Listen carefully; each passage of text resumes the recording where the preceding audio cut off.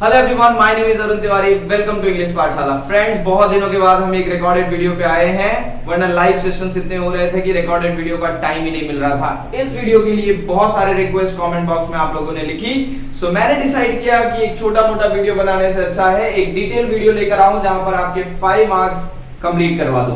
सो सारे रूल्स, आपको क्या ध्यान देना है, कैसे लिखें तो मैक्सिमम मार्क आपको एनालिटिकल राइटिंग में मिल जाए, ये सब आज के वीडियो में होगा। सो कहीं मत जाइए, चैनल पर नए हैं तो सब्सक्राइब कर दीजिए, शेयर जरूर करिएगा and do press the bell icon so that you will be notified whenever we will come on YouTube। So without any delay, ज्यादा टाइम नहीं लेते, वीडियो को फटाफट स्टार्ट करते हैं, 5 मार्क्स आपके कंप्लीट करते हैं। So let's start. तो फ्रेंड्स, जैसे कि मैंने कहा, आज का टॉपिक है हमारा एनालिटिकल पैराग्राफ। एनालिटिकल पैराग्राफ का मतलब क्या होता है? एनालाइज करना, किसी चीज को बोलते हैं ना डिकोड करना, पूरी तरफ से टीका टिप्पणी क्या हो सकता है, पूरी तरह मतलब अपना दिमाग पूरा उसमें है ना, सब कुछ खोज डालना कि इसमें से क्या निकल रहा है। तो आपके लिए एग्जाम में, पेपर में कोई चार्ट दिया होगा, कोई टेबल दिया होगा, कोई पाई डायग्राम दिया होगा, कोई टी स्ट्रक्चर डायग्राम दिया होगा, इन सभी पिक्टोरियल रिप्रेजेंटेशन को आप क्या करेंगे? एक डिस्क्रिप्टिव फॉर्म में लिखेंगे, जहां पर आप उस डेटा को एनालाइज करेंगे जो भी उस टेबल में या उस पाई चार्ट में, बार चार्ट में, कॉलम चार्ट में दिया गया होगा। ठीक है, इसके कुछ रूल्स हैं जो आपको ध्यान देने हैं, जिसमें गलतियां आप लोग कर जा रहे हैं वो बिल्कुल गलती होनी चाहिए नहीं, तभी इसमें आप 5 मार्क्स ला सकते हैं। और ध्यान रखना, मैंडेटरी है, इसलिए करना ही पड़ेगा। ठीक है, सो मैं रूल्स आपको दिखाता हूं फटाफट, और एक एक रूल्स को फटाफट, मतलब मैं ज्यादा टाइम नहीं लूंगा आपका, डोंट वरी। ठीक है, वीडियो जल्दी से जल्दी खत्म करने की कोशिश करूंगा। और हाँ, इस वीडियो के डिस्क्रिप्शन में टेलीग्राम लिंक है, वहां ज्वाइन हो जाना। बहुत इंपॉर्टेंट नोट है एनालिटिकल पैराग्राफ की पूरी, वो नोट मैं उस टेलीग्राम चैनल पर डालने वाला हूं, तो फटाफट उस चैनल को ज्वाइन कर लेना। हमारा ही चैनल है, लाइव क्लासेस होती हैं रेगुलर, ट्यूसडे, थर्सडे, फ्राइडे को 10 स्टैंडर्ड की, सो वो भी ज्वाइन कर सकते हो मन लगे तो। बट ये जो नोट है एनालिटिकल पैराग्राफ की मेरे पास, वो मैं उसमें सेंड करने वाला हूं। ठीक है, ज्यादा टाइम नहीं लेते, वरना कहेंगे सर इसी में वीडियो चला जा रहा है। ठीक है, चलिए स्टार्ट करते हैं। मैं कुछ पॉइंट्स लिखता हूं और आपको उसको एक्सप्लेन करता हूं कि क्या आपको उसमें ध्यान देना है, कहां पर आप गलतियां करते हैं। तो फ्रेंड्स, ये रहे कुछ उसके फीचर्स इन द सेंस, क्या मेन पॉइंट्स होते हैं, what are the rules that you need to follow before writing analytical paragraph. So उसमें सबसे पहला अगर आप देखेंगे तो क्या होगा, जैसे कि मैंने आपको कहा कि एनालिटिकल पैराग्राफ में बेसिकली आपको चार्ट्स दिया होगा। अब वो चार्ट बार चार्ट हो सकता है, कॉलम चार्ट हो, पाई चार्ट हो, लाइन चार्ट हो, तो कोई चार्ट हो सकता है, टेबुलर डेटा हो सकता है, ठीक है, ग्राफ हो सकता है। स्पेशली एक चीज जो मैंने नहीं लिखी, कई बार ट्री स्ट्रक्चर डायग्राम भी होता है ना, ऐसा वाला, ये वाला, तो ट्री स्ट्रक्चर डायग्राम भी कह सकते हो उसको, हायरार्की जो आता है, तो वो भी हो सकता है। तो इस तरीके के डेटा आपको एक बेसिकली आपको पिक्टोरियल फॉर्म में दिए होंगे, which you have to analyse, जिसको आपको पढ़ना है, पढ़ना इन द सेंस देखना है, और उसको एनालाइज करके आपको डिस्क्राइब करना है, बस इतना ही करना है। ध्यान रखिए, डिस्क्राइब करने का मतलब पिक्चर को डायरेक्टली जो लिखा है उसको कॉपी पेस्ट डिस्क्रिप्टिव फॉर्म में नहीं करना है, एनालाइज करना है, मैं बता रहा हूं आगे। ठीक है, दूसरा अगर आप देखेंगे, बहुत इंपॉर्टेंट चीज यहाँ पे लिखी हुई है कि क्या डिफरेंस है पिक्चर डिस्क्रिप्शन और एनालिटिकल पैराग्राफ में। तो सबसे बड़ा डिफरेंस यही है कि पिक्चर डिस्क्रिप्शन एक इमेज होती है खाली, ठीक है, उसका फैक्ट से कोई लेना देना हो भी सकता है, नहीं भी हो सकता है। लेकिन जब आप एनालिटिकल पैराग्राफ की बात कर रहे हैं तो आप ध्यान रखिए, ये रिपोर्ट्स होती हैं। कई बार आपने क्वेश्चंस में यहाँ नीचे देखा होगा, सपोज ये अगर टेबल दिया हुआ है तो यहाँ नीचे लिखा होता है रिपोर्ट, कि ये कब की रिपोर्ट है। तो कहना क्या चाहते हैं, बेसिकली ये फैक्चुअल डेटा होते हैं। तो आप जब ये फैक्चुअल डेटा होते हैं तो it becomes very important when you right your analytical paragraph, वो भी फैक्चुअल डेटा दिखने चाहिए, जो आप लिखो वो फैक्ट पे डिपेंड होना चाहिए। अब ऐसा नहीं कि यहाँ पर डिस्क्राइब कुछ और किया है और जब आप लिख रहे हैं तो एक इमिटेशन हो जाए आपका। तो उसी में दूसरा बना है कि आपको अपने पर्सनल ओपिनियंस नहीं देने हैं। मतलब जब ये एक फैक्चुअल डेटा है, रिपोर्ट है, तो इसमें आपके पर्सनल ओपिनियन मैटर नहीं करते। ध्यान रखिए, इसमें बहुत डाउट है, बहुत जब लोगों ने कहा कि नहीं पर्सनल ओपिनियंस क्यों नहीं दे सकते, तो जो सीबीएसई ने इस क्वेश्चन के लिए गाइडलाइंस दी है, जो मैं दिखा आपको इस वीडियो के डिस्क्रिप्शन में, जैसे मैंने कहा है, उसको आप डिटेल में रूल्स अगर पढ़ेंगे तो एकदम क्लियरली लिखा है no personal opinion, you have to just observe the pictorial representation, जो पिक्चर दिया उसको ऑब्जर्व करो and just write down your analysis, आपने क्या देखा, बस, नथिंग एल्स। ये चीज ध्यान रखना। तो क्योंकि ये फैक्ट पे बात कर रहा है, देन नो पर्सनल ओपिनियन, कोई भी आपके पर्सनल ओपिनियंस इसमें इंक्लूड नहीं कर रहे हैं। मैं एम्फेसिस कर रहा हूं, नहीं करना है। और एक बहुत इंपॉर्टेंट, जब आप इसका कंटेंट लिखें तो आपका कंटेंट सिंपल हो बट एक्यूरेट हो। सिंपल और एक्यूरेट दोनों में क्या डिफरेंस है, या कह सकते हैं दोनों है क्या? सिंपल इन द सेंस कहने का मतलब बहुत ज्यादा कॉम्प्लेक्स और कंपाउंड सेंटेंसेस को मिक्स करके अगर आप घुमा के लिखेंगे तो it becomes very difficult to understand as a reader, for me as a checker also and for you also. You may sometimes you also get confuse कि मैंने इतने सेंटेंसेस को कंजंक्शन से जोड़ दिया है कि मैं खुद कंफ्यूज हो गया हूं कि मैं लिख क्या रहा हूं। सो मैं आपसे क्या कह रहा हूं कि आप एकदम बेसिक सिंपल लैंग्वेज का यूज कर दीजिए। सिंपल लैंग्वेज का मतलब ये नहीं कि he is Ram, his name, he studies in this college, no. Simple language means simple sentences utilise करिए, जरूरत पड़े तो आप कॉम्प्लेक्स भी एक दो सेंटेंस उसमें डालिए कंजंक्शन का यूज करके, बट ये ना हो कि आप कनेक्टर यूज करके पूरा सेंटेंस ही 10-15 लाइन का लिख डालिए, तो that doesn't make any sense. तो आपकी लैंग्वेज सिंपल हो so that it can be understood by anyone, आसानी से। दूसरा, एक्यूरेट का मतलब होता है stick to your word limit also। आपको वर्ड लिमिट भी ध्यान रखनी है, only 100 to 120 words, not more than that। उससे ज्यादा अगर आप एक्सीड कर रहे हैं तो उसके प्लस मार्क्स नहीं होंगे, माइनस जरूर हो जाएंगे, क्योंकि वो नेगेटिव मार्किंग में जाएगा। क्यों लिखा जाता है कि 100 to 120 words? Because they want to see कि how efficiently you can write down. तो आपकी एफिकेसी जो है ना वो टेस्ट होती है। सो आपको सिंपल लैंग्वेज, उसके साथ साथ एक्यूरेट, और एक नीचे जो मैंने लिखा है कि मेंटेन द सेम फ्लो, ये एक्चुअली फिर मैं ऊपर जाता हूं, जो कॉम्प्लेक्स कंपाउंड, मैंने कहा कि एक सिंपल फ्लो में जाएंगे तो आप बहुत क्लियरली अपने व्यूज को या जो आपने एनालाइज किया उसको उस पे उतार पाएंगे पेज पे, और एकदम कंप्लीटली रीडर के लिए भी और चेकर के लिए भी बहुत इजी हो जाएगा पढ़ के और आपके लिए मार्क्स देना, ठीक है, rather than making it too complex. So basically इतना ही रूल है, कोई बहुत ज्यादा रूल नहीं है। दो चीजें इसमें बहुत ध्यान देनी है, एक तो पर्सनल ओपिनियंस नहीं डालने हैं, दूसरा ये पिक्चर डिस्क्रिप्शन नहीं है। So don't just see and copy the whatever given in the picture, you just write down the descriptive form. No, we have to read it, analyze करना है और हमें सेंटेंसेस फॉर्म करने हैं। अभी मैं आपको एक एग्जांपल भी आपको स्क्रीन पे यहाँ दिखाऊंगा जो इस पीडीएफ में है, और उसका आप अगर एनालिटिकल पैराग्राफ देखेंगे कैसे उसको डिस्क्राइब करके लिखा, तो आप बहुत आसानी से समझ जाएंगे कि क्या लिखा हुआ है, ठीक है। और उसके बाद हम एक एग्जांपल यहाँ मैं आपको बताऊंगा कैसे सॉल्व करना है, बहुत आसानी से आप लोग के लिए ये चीज हो जाएगी। ध्यान रखना 3 पैराग्राफ्स है। 3 पैराग्राफ्स का मतलब ये हुआ कि 3 पैराग्राफ करो, ये जरूरी नहीं है। कंटेंट 3 पार्ट में होगा। पहली 2 से 3 लाइनें जो होंगी इसकी इंट्रोडक्शन होंगी, max to max 4। Next 4 to 5 line आप डिटेल में बताएंगे, और लास्ट लाइन आप उसका कंक्लूजन देंगे कि आपने क्या एनालाइज किया है इसमें, ठीक है। तो अभी मैं आपको स्क्रीन पर लाता हूं, यहाँ पे आपके मोबाइल स्क्रीन पे, यहाँ से मैं ले लेता हूं, मेरे पास भी ये डेटा रहेगा, ठीक है। आपके मोबाइल में साइड हो रहा हूं, आपके मोबाइल स्क्रीन पर यहाँ पर एक पिक्टोरियल रिप्रेजेंटेशन आएगा। मैं लेता हूं यहाँ पर एक पाई चार्ट लेता हूं, ठीक है।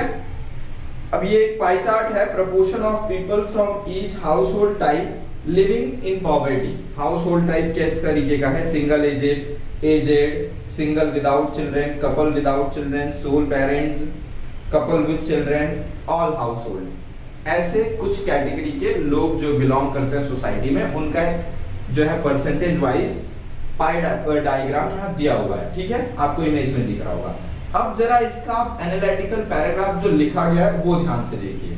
मैं इसको पढ़ूंगा नहीं, आप पढ़ सकते हैं, बट मैं इसमें कुछ चीजें ऑब्जर्व करके पॉइंट आउट करना चाहूंगा जो बहुत क्लियरली आप समझ सकते हैं। देखो इसमें बहुत क्लियरली लिखा है कि द गिवन पाई, ये पहली लाइन तो आपको कॉमन लिखनी है कि द अबव और द गिवन पाई चार्ट। मैं इसको इरेज कर रहा हूं और फिर आपको बताता हूं कि ये लाइन जो है ना, ये कॉमन लाइन है जो आप यूज करेंगे सभी में। तो ये एक लाइन आपके लिए समझ लीजिए कॉमन हो गई, जो आप हर जगह लिखेंगे और हर जगह यूज करेंगे, वो ये कि द अबव या द गिवन, ठीक है, द अबव और द गिवन जो भी डायग्राम दिया होगा, वो pie chart, bar chart, column chart, tabular data, depicts,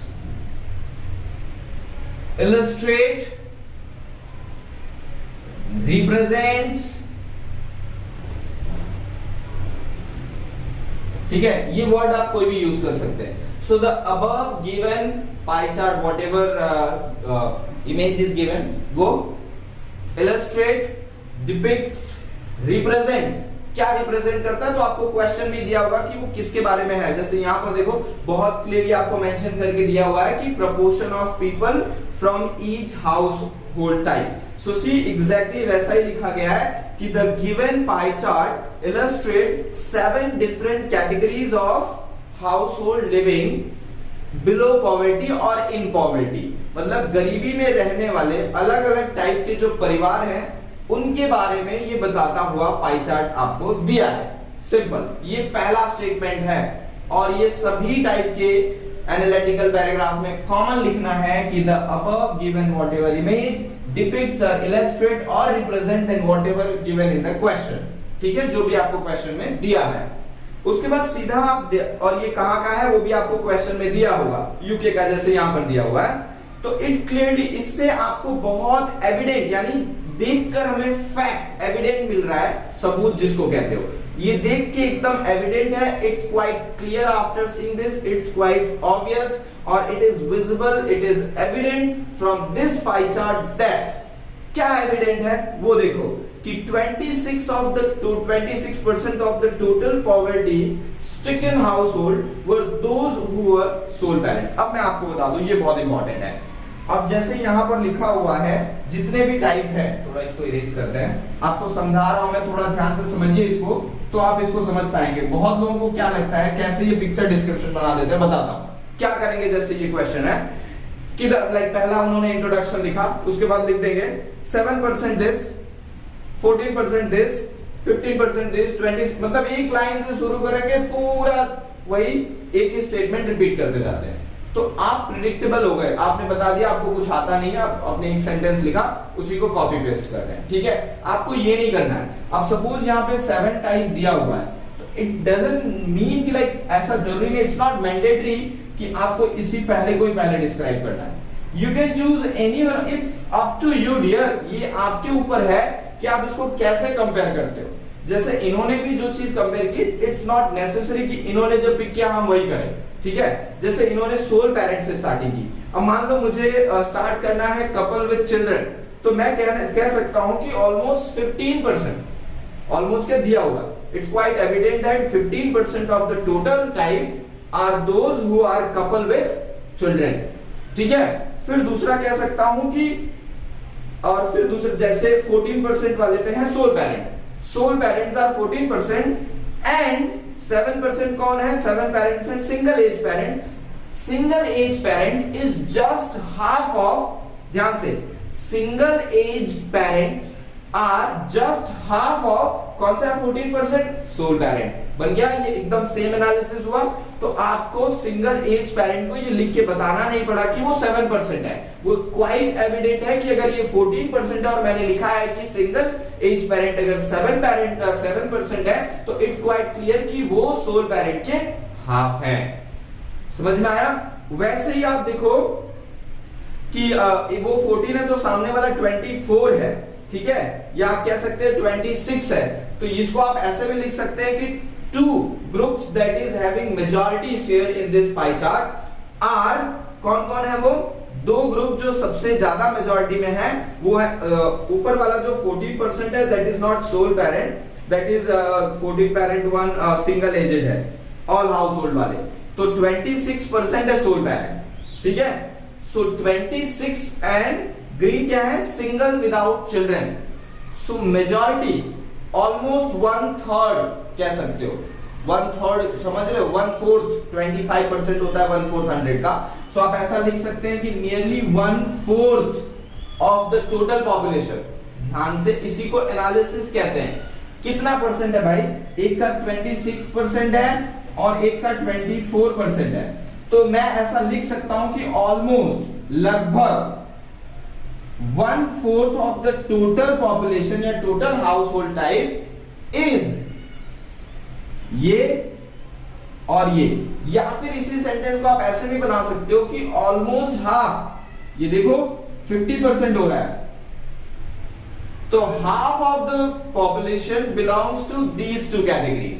तो ये दोनों अपने आप क्लियर हो गए। ध्यान रखिए, एनालिटिकल पैराग्राफ आप जब भी लिखे कोई भी डेटा छूटना नहीं चाहिए, रेपिटेशन नहीं होना चाहिए, एक तो कोई भी सेंटेंस दोबारा आना नहीं चाहिए और कोई छूटना भी नहीं चाहिए। तो इस तरीके से देखो, अगर आपने लिखा तो 2 पॉइंट ऑटोमेटिकली कवर किया आपने। फिर मैंने 7 और 14 वाला जो कहा कि 14% लिख के उसी में बता दिया कि दूसरा वाला उसका हाफ है, तो वो एक ही सेंटेंस में 2 और कवर हो गए। तो इस तरीके से आप max to max 7 to 8 line और बहुत जाते हैं तो 9 लाइन में आप अपना analytical paragraph completely with factual record analysis के साथ कंप्लीट कर पाएंगे। फिर से एक बार मैं आपसे कहूंगा, इसको ध्यान से समझो। जो आपको यहां पर जो पाई चार्ट दिया हुआ है, अगर आप इसको ध्यान से देखेंगे तो आपको एक चीज करना क्या है, इसमें थोड़ा मैथमेटिक्स भी लगाना है, खाली वहां से कॉपी पेस्ट नहीं करना है, ठीक है। अब अगर आप इसमें देखें तो बहुत क्लियरली लिखा है कि 26% of the total poverty children accounted for the second highest proportion, that is 24%। मतलब ये इन्होंने देखो हाईएस्ट और सेकंड हाईएस्ट में लिया, हमने क्या ले लिया, हमने डायरेक्टली ले लिया कि ऑलमोस्ट 50% पॉपुलेशन जो है वो ऑक्यूपाइड है इन्हीं दो में, जिसमें और उसमें बता दो almost half of the population is occupied in these two, in which 26% is this one and 24% is another one, जो भी इसमें होगा, ठीक है। फिर 14 और 7 को भी ऐसे ले सकते हैं कि half of that one, तो वो 14 है, तो which is next one is but obviously 7, ठीक है। तो होगा क्या इसमें, बेसिकली कहना क्या चाह रहे हैं कि आप उस डेटा को इंटरप्रेट कर रहे हैं, ठीक है, और उसको एनालाइज करके आप बता रहे हैं। और लास्ट की जो कंक्लूजन लाइन है वो देखो बहुत क्लियरली लिखी हुई है कि in all the younger generation seem to have a greater poor percentage than their aged counterparts, and couples without children had better economic condition than those with children। इसका मतलब क्या हुआ, ये है analysis, this is what we call real analysis, ठीक है। ये आपको इस पाई चार्ट को देखकर समझना होगा, एनालाइज करना होगा, तभी आपको समझ में आएगा, क्योंकि ऐसा कहीं पर डायग्राम में लिखा नहीं है। This is what you have analysed, यही चीज आपने एनालाइज की। एनालाइज मतलब देखा भैया, इससे तो बड़ा क्लियर पता चल रहा है कि भाई सिंगल पेरेंट जो है प्रेजेंट जनरेशन के, वो ज्यादा हैप्पी लग रहे हैं। जैसे इसमें देखो क्या लिखा हुआ है कि in the younger generation seem to have a greater poor percentage, जो अभी की जनरेशन है बहुत ही खराब परसेंटेज रेशियो है उनका, than the aged one, and couple without children had better economic condition। वो कपल जिनके बच्चे नहीं है उनकी इकोनॉमिक कंडीशन ज्यादा बेटर है, ऐसा इस पाई चार्ट से पता होता है, जबकि इसमें कहीं पर लिखा हुआ नहीं है। This is what you have analysed, ठीक है। 2 टाइप के एग्जांपल इसमें और हैं, which I guess अगर मैं वो दिखाऊं तो आपको और भी ज्यादा टाइम लग जाएंगे। एक टेबुलर डेटा है और एक cluster, side by side bar diagram कह सकते हैं है। तो बेसिकली कुछ भी आ सकता है, बट आपको क्या करना है, आपको एनालाइज करना है, आपको बताना है कि इसमें है क्या, what this image all about। अब जैसे एक इमेज आपको मैं यहाँ डिस्प्ले कर रहा हूँ, ठीक है, उस इमेज का मैं आपको आर्गुमेंटेटिव राइटिंग नाम बोल रहा हूं भाई, उस इमेज का एनालिटिकल राइटिंग मैं आपको बता रहा हूं कैसे आप लिखेंगे, फिर मैं आप इसको समझेंगे। यहीं पर आपको विजिबल होगा वो, ठीक है। यहां पर पाई चार्ट ये है, देखो कौन सा पाई चार्ट है। It will take hardly 3 to 4 minute, ठीक है, मैं बोल दूंगा, ज्यादा टाइम नहीं लूंगा। इसमें देखो क्वेश्चन दिया हुआ है कि the pie chart given below displays data above the bifurcation of the home budget। घर का जो बजट है उसमें कहां-कहां कितना एक्सपेंस होता है उसका परसेंटेज दिखाता है, जिसमें फूड पर किया जाने वाला खर्च 22.5 है, मेडिकल पे 10% है, एंटरटेनमेंट पे 7 है, सेविंग 20% है, हाउस होल्ड 33 है एंड अदर 7.5 है। अब जब आप इसको लिखेंगे तो आप यहां क्या लिखेंगे कि the above given pie chart, ठीक है, the above given pie chart illustrate और डिपिक्ट्स क्या डिपिक्ट करता है ये? डेटा अबाउट द बाइफर्केशन और डिपिक्ट्स क्या? डेटा ऑफ बाइफर्केशन, किसका bifurcation? Of monthly expense. Monthly expense का बाइफर्केशन कैसे हो रहा है, कहां कहां खर्च हो रहा है, उसके बारे में ये डेटा बताता है। इट्स क्वाइट एविडेंट, ठीक है, it's quite relevant after seeing that, it's quite evident और it's quite obvious after seeing this expenditure, most of the household income, घर की ज्यादातर income is going for household expenses which is nearly 33%. So almost कह सकते हो 1/3, 33.33 होता है, तो ऑलमोस्ट 1/3। ये एनालिटिकल पैराग्राफ में ये एनालिसिस है आपका। इंस्टेड ऑफ राइटिंग 33 आप लिख सकते हैं कि नियरली या almost 1/3 of the total income of the family is going for household expenses. 1/3 जो एक्सपेंस है वो हाउस होल्ड एक्सपेंस के लिए जा रहा है, ठीक है। वेयर सेविंग अकाउंट, जो सेविंग्स और food and drinks, for food outer बाहर निकल रहे हैं तो खाने पर, और savings almost same, food savings sharing equal ratio in the total income which is almost 22 and 20%। दोनों का लगभग एक जैसा है। Medical and entertainments are the least invested और लीस्ट एक्सपेंस्ड एरिया। सबसे कम आप ऐसे बोल सकते हो, medical requirements are less, that is only 10%, which shows that family people are quite healthy। लोग काफी हेल्थी है, क्या हो रहे हैं, काफी फिट है, they are focusing on their health पे फोकस कर रहे हैं, and that is why only 10% is going for health issues। And what about last one? It seems that the family is not quite interested in entertainment because there is only 7% expenses going for that one। इससे पता चल रहा है कि उनको entertainment में ज्यादा interest नहीं है। ये हुआ आपका एनालिसिस। कैसे पता चला? सिर्फ 7% जो है वो एक्सपेंस कर रहे हैं एंटरटेनमेंट के लिए, और 33% जा रहा है हाउस होल्ड एक्सपेंस पे, और वो जरूरी भी है घर के खर्चे। तो वो I think that is showing that कि the family is giving higher priority to household expenses को ज्यादा प्रायोरिटी मिल रही है। Even priority is given to savings as well, which is quite good. ये एनालिसिस है जो कि इसमें नहीं दिया है, वो आप एनालाइज करेंगे, ठीक है। जैसा कि मैंने आपको बिगिनिंग में ही कहा कि ये जो नोट है सीबीएसई की है, ये आपको डिस्क्रिप्शन में जाओ, टेलीग्राम चैनल है, वहां पर ये पोस्ट हुआ है, वहां से जाके डाउनलोड कर लो और देख लो कैसे लिखा गया है, क्योंकि यहाँ पर आपको क्लियर हो सकता है आप क्लियर ना दिख पाए। हालांकि मैंने कोशिश की है कि पूरा दिख पाए, और मैंने पूरा लिखा नहीं because it will take too much time, बहुत ज्यादा टाइम लगेगा। तो ये पूरा डिटेल में कैसे लिखा गया वो पूरा पीडीएफ वहां पर आपको मिलेगा, ठीक है। आई होप आपको सेशन पसंद आया हो। काफी दिनों के बाद हम लोग लाइव ना आकर एक वीडियो रिकॉर्ड कर रहे हैं, बट ध्यान से बता दूं एक बार फिर से, हमारा टीटीएस यानी ट्यूसडे, थर्सडे और सैटरडे हम लोग लाइव चल रहे हैं। क्लास 10th का क्रैश कोर्स चल रहा है कंप्लीट इंग्लिश, पूरा इंग्लिश का क्रैश कोर्स हम बिफोर एग्जाम कंप्लीट कर रहे हैं। ग्रामर पूरा 2 टॉपिक हो चुके हैं, टेंसेस और डिटर्मिनर्स हो चुका है, क्वांटिफायर्स हम कल करने वाले हैं तो खत्म हो जाएगा, ठीक है। 2 टॉपिक हो गए। इसके बाद हम लोग जो है, अरे सब्जेक्ट वर्ब एग्रीमेंट भी हो गया भाई, मैं क्या बोल रहा हूँ, ठीक है। इसके बाद हम सिर्फ डायरेक्ट इनडायरेक्ट स्पीच पे बाकी हैं, वो खत्म करेंगे, and then we will come to literature, फिर राइटिंग। सो अगर आप ज्वाइन करना चाहें तो उसकी लिंक भी आपको उस टेलीग्राम चैनल पर ही मिलेगी, ठीक है। तो सेशन को वाइंड अप करते हैं फाइनली। सो अपना ध्यान रखिए, आसपास साफ सफाई बनाए रखिए, दोस्तों में मित्रता बनाए रखिए, और अगर कुछ कर सकते हैं घरों में बने रहिए, अरुण सर के साथ पढ़ते रहिए। हाँ, आपके लिए क्वेश्चन भी है इसमें, वो क्वेश्चन आपको इस वीडियो की फिर से वहीं पर जाना है, क्वेश्चन का आंसर देना है, और मुझे कमेंट करके बताइए कि वीडियो कैसी लगी, नेक्स्ट आपको कौन सा टॉपिक चाहिए, उस पर मैं वीडियो बना दूंगा। कोई भी डाउट हो तो कमेंट बॉक्स में पूछ सकते हैं, नहीं तो फिर जो चाहे वो कर सकते हैं, ठीक है।